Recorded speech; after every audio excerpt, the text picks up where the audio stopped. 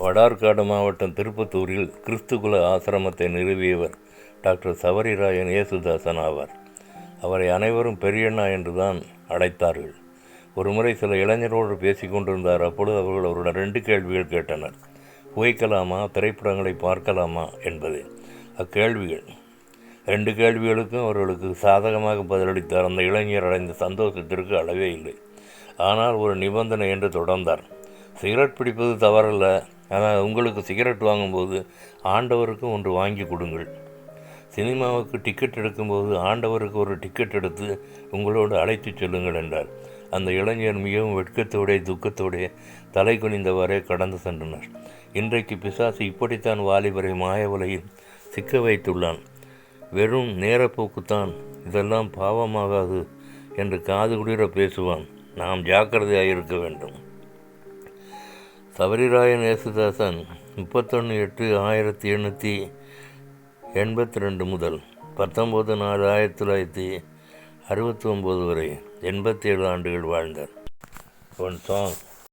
பாவம் மன்னிப்பின் நிச்சயத்தை பெற்றுக்கொள்ள வேண்டும், பரலோகத்தில் ஓரிடம் நீ பெற வேண்டும்.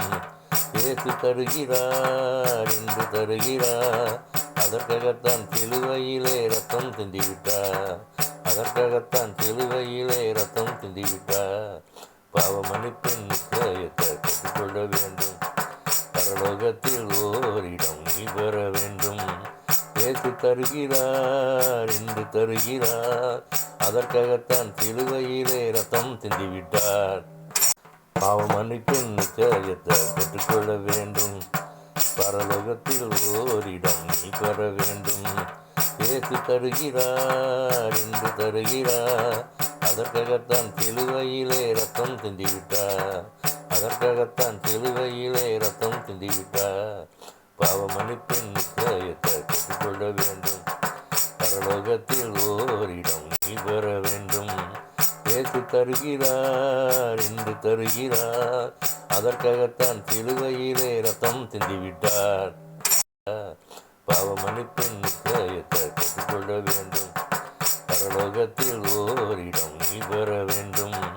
இயேசு தருகிறார், இன்று தருகிறார், அதற்காகத்தான் சிலுவையிலே ரத்தம் சிந்திவிட்டார். ஜெபம். எங்களை நேசிக்கிற நல்ல பிதாவே, என்னை உடைய சமூகத்தில் தாழ்த்தி ஒப்பு கொடுக்கிறேன் ஆண்டவரே.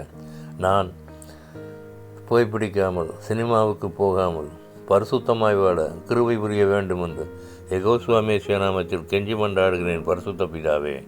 ஆமென்.